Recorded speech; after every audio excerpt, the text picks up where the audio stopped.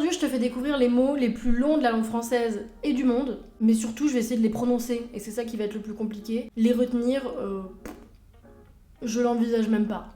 Je crois pas que ce soit possible. J'ai déjà fait des vidéos sur le sujet sur TikTok, et vraiment, j'ai réussi à les prononcer parce que je les ai répétés dans la tête genre 10 fois. J'avais pas de prompteur sous les yeux quand même, mais je pense que 5 minutes après avoir fait la vidéo, j'avais déjà oublié ces mots.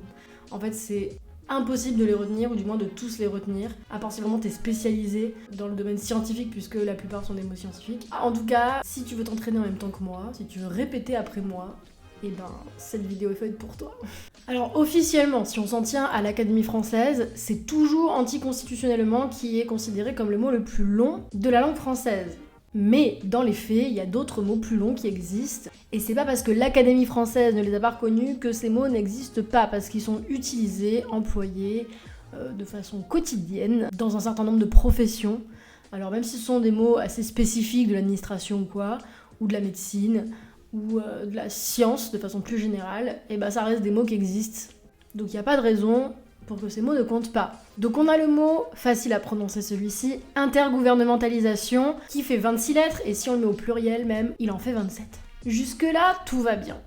Après, il y a tous les noms de phobies qui ont été fabriqués un petit peu pour la blague, parce que ce sont pas des vraies phobies, mais c'était plutôt une façon de s'amuser un petit peu avec les mots, et on a construit des mots assez rigolos, comme par exemple la peur du nombre 666, qui se dit hexacosioi, hexeconta, hexaphobie. Je crois que c'est un truc comme ça.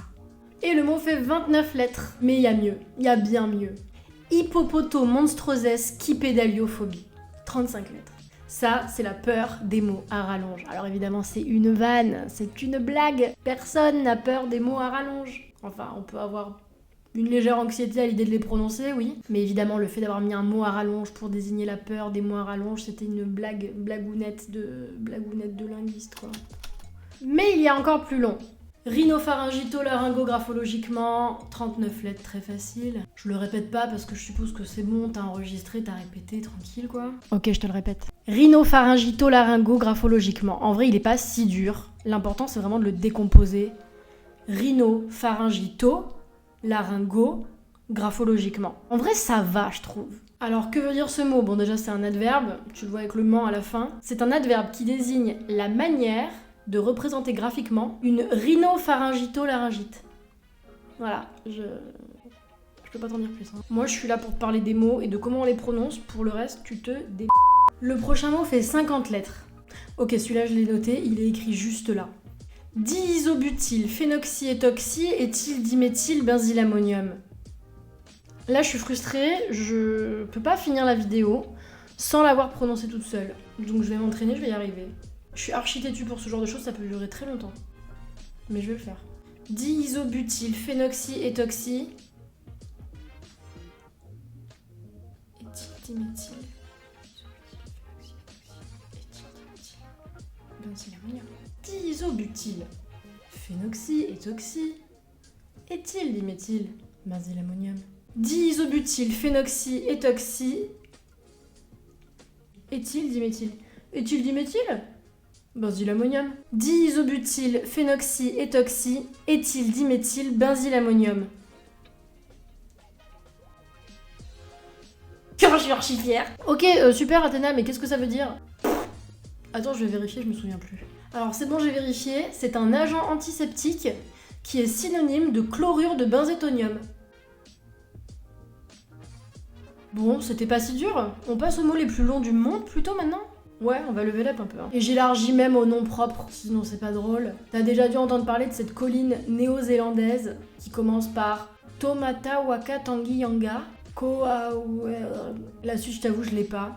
Mais je te jure, elle fait 85 lettres. Je te l'écris à l'écran quand même, parce que je suis sympa. Vas-y.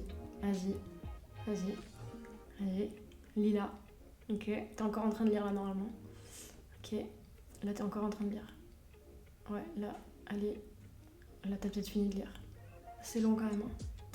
J'ai mieux, j'ai ce mot qui vient du sanskrit, qui a été retrouvé dans un manuscrit du XVIe siècle, et qui désigne une région d'Inde. Alors là, je peux même pas te le prononcer parce que c'est des caractères que je ne connais pas.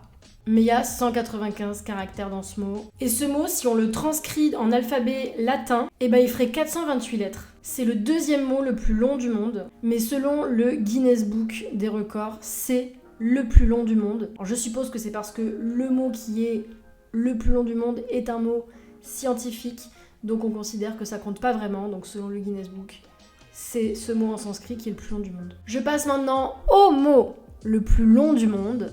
Il s'agit de la dénomination chimique de la titine qui est une protéine. Le mot il fait 189 819 lettres. Le mot il commence par méthionyle, alanyle, tréonyle et je vais m'arrêter là. Et il se termine par prolyleucine. Alors il faut environ 3h30 pour le prononcer en entier. Il y a un mec sur YouTube d'ailleurs qui s'est amusé à le prononcer en vidéo pendant plus de 3 heures. Mais ça va pas. Va faire la fête, non? Allez voir la vidéo si vous voulez parce que moi perso je le ferai pas. Salut!